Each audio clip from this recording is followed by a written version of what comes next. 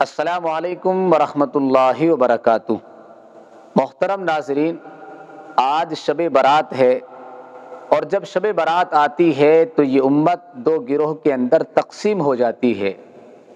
ایک گروہ وہ ہے جس کا ماننا یہ ہے کہ شب برات کی کوئی حقیقت نہیں، یہ بے اصل ہے، لوگوں نے اس رات کو گھڑ لیا ہے۔ دوسرا گروہ وہ ہے جو اس رات کو مانتا ہے، اس کی فضیلت کو مانتا ہے، اور اس رات کے اندر جو بھی اعمال ہیں وہ کرتا ہوا نظر آتا ہے۔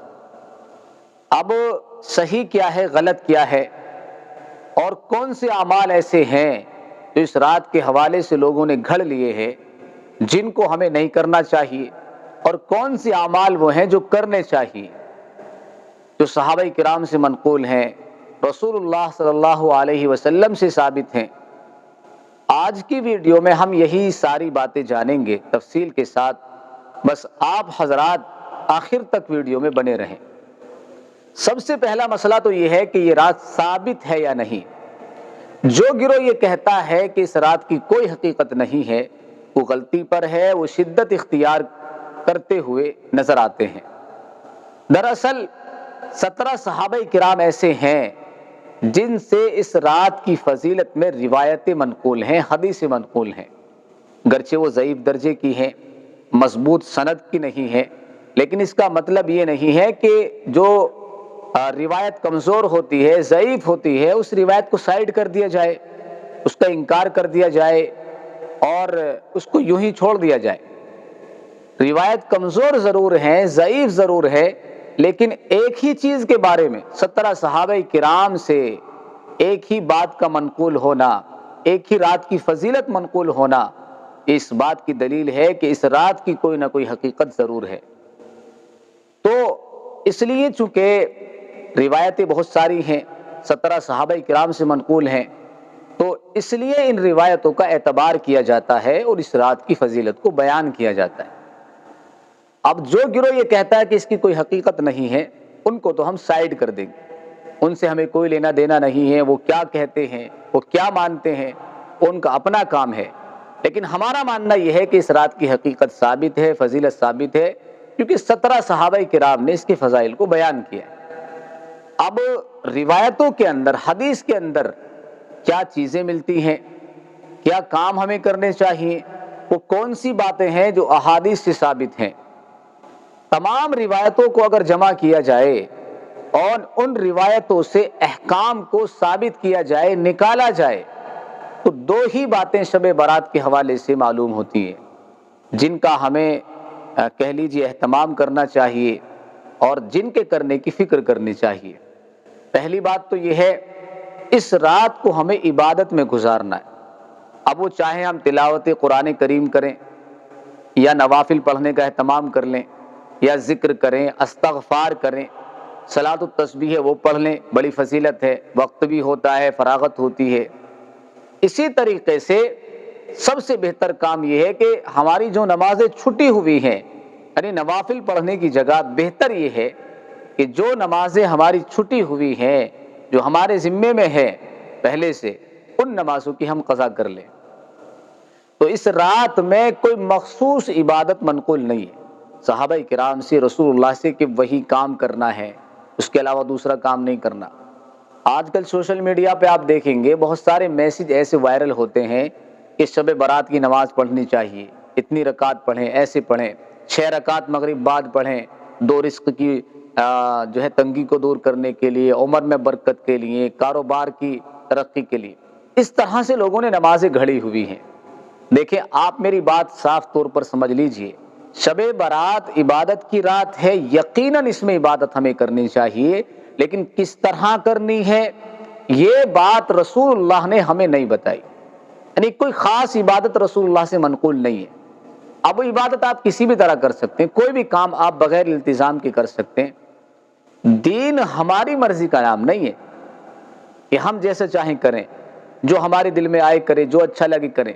میرے بھائیو، دین رسول اللہ کی اتباع کا نام ہے، اور جو چیز رسول اللہ سے ہمیں جس طرح ملی ہونا، اسی طرح سے ہمیں اس کو لینا چاہیے، اسی طرح اس کو باقی رکھنا چاہیے، اپنی طرف سے اس میں کمی زیادتی نہیں کرنی چاہیے۔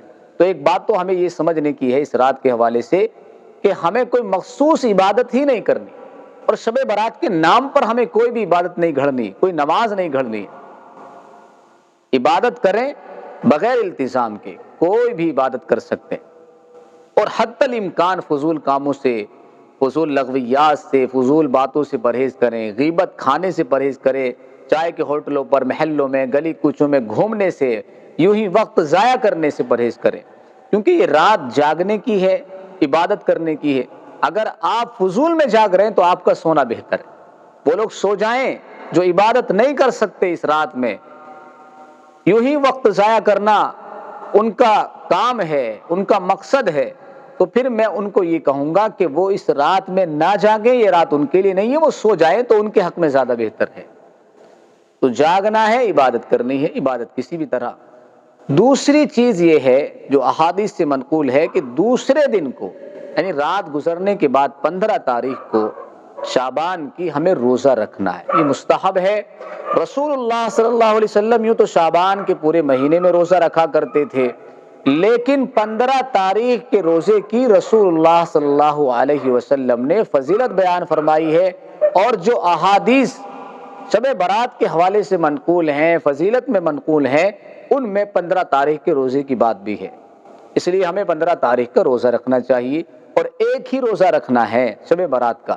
باقی شعبان کا مہینہ ہے، روزوں کا مہینہ ہے، رسول اللہ رکھتے تھے، اگر کوئی آپ کی سنت کو زندہ کرنے کے لیے کئی روزے رکھ لے، ایک سے زیادہ رکھ لے، تو اس میں کوئی حرج نہیں، لیکن شب برات سے جو متعلق ہے روزہ وہ ایک ہی ہے۔ تو دو باتیں یہ ہیں جو احادیث سے منقول ہیں، اور اس رات کے حوالے سے یہ احکامات بھی ہمیں ملتے ہیں کہ اس رات میں اللہ تعالیٰ اپنے بندوں کی بڑی کثیر تعداد میں مغفرت فرماتے ہیں۔ ایک حدیث میں آتا ہے کہ بنو کلب کی بکریوں کے بال کے برابر اللہ تعالیٰ اس رات میں مغفرت فرما دیتے ہیں، اور پہلے آسمان پر آ جاتے ہیں اور آواز لگاتے ہیں، ندا لگائی جاتی ہے کوئی گناہگار بندہ جو مجھ سے مانگے میں اس کو دوں، ہے کوئی رزق کا سوال کرنے والا میں اس کی رزق کی تنگی کو دور کر دوں، ہے کوئی مصیبت زدہ فریاد کرنے والا میں اس کی فریاد کو سن لوں، اس کی مصیبت دور کر دوں۔ جو بھی اللہ سے مانگا جاتا ہے اللہ تعالیٰ اس رات میں عطا فرما دیتے ہیں۔ تو یہ رات مانگنے کی رات ہے، عطا کرنے والی رات ہے، بخشش کی رات ہے۔ اسی مناسبت پر اس رات کا نام ہے شب برات، یعنی برات کی رات، چھٹکارے کی رات، نجات دلانے والی رات گناہوں سے، اسی لیے اس کا نام رکھا جاتا ہے شب برات۔ تو یہ ساری باتیں جو ہے احادیث سے ہمیں پتہ چلتی ہیں۔ اب آتے ہیں کہ وہ کام جو ہمیں نہیں کرنے چاہیے، یا وہ کام جو اضافی اپنی طرف سے لوگوں نے گھڑ کر کے ایڈ کر لی۔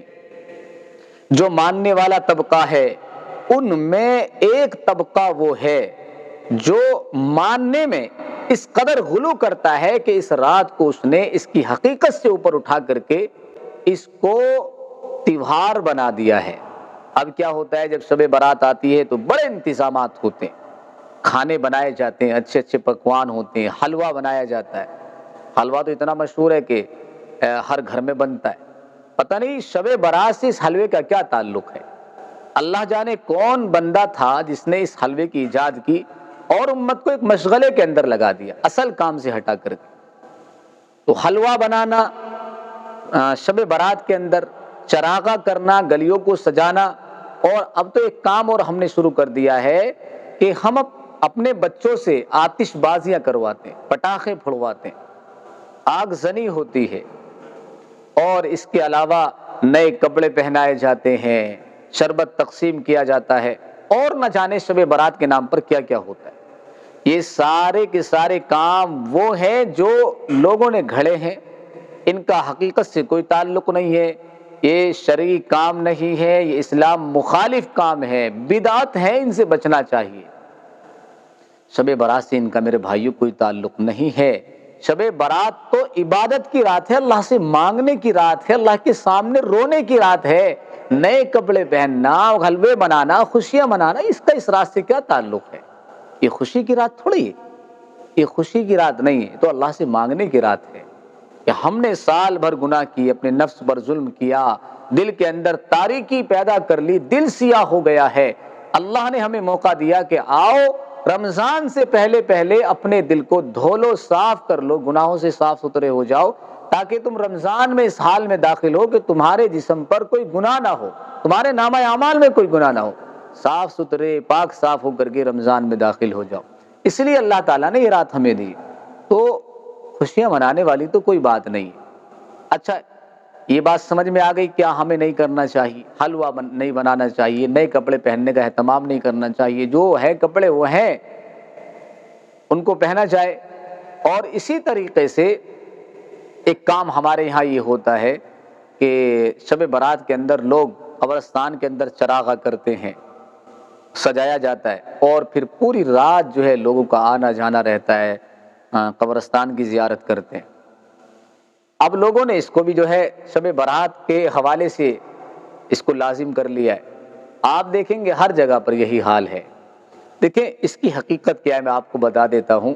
ایک حدیث کے اندر نبی کریم صلی اللہ علیہ وسلم ایک رات حضرت عائشہ رضی اللہ تعالی عنہا کے گھر تھے۔ اچانک آپ رات میں بستر سے اٹھے اور کہیں چلے گئے۔ حضرت عائشہ کی آنکھ کھلی، بستر پہ آپ کو نہیں پایا، تو سوچا شاید آپ کسی دوسری اہلیہ کے پاس چلے گئے، باری تو میری ہے۔ حضرت عائشہ تلاش میں نکلی رسول اللہ کی، کہاں ہے آخر؟ آپ تلاش کرتی کرتی پہنچی جنت البقیع قبرستان کے اندر۔ وہاں جا کر کے دیکھا کہ رسول اللہ قبرستان کے اندر موجود ہیں اور اللہ رب العزت سے دعائیں مانگ رہے ہیں۔ پھر رسول اللہ صلی اللہ علیہ وسلم حضرت عائشہ سے فرماتے ہیں، عائشہ تمہیں پتہ یہ کون سی رات ہے؟ فرمایا رسول اللہ مجھے نہیں پتا۔ آپ نے فرمایا کہ یہ 15 شعبان کی رات ہے۔ اللہ تعالیٰ اس رات میں اپنے بندوں کی عام مغفرت کا اعلان فرما دیتے۔ بعض روایت میں ہے کہ ان لوگوں کا بھی ذکر فرمایا جن کی مغفرت نہیں ہوتی، جیسے شرک کرنے والا، والدین کا نافرمان، ٹخنوں سے نیچے پائجامہ پہننے والا، قطع رحمی کرنے والا، ان تمام لوگوں کا بھی ذکر رسول اللہ صلی اللہ علیہ وسلم نے فرمایا کہ ان کی مغفرت نہیں ہوتی۔ بہرحال یہ ایک روایت ہے جس سے یہ ثابت ہوتا ہے کہ رسول اللہ اس رات قبرستان گئے۔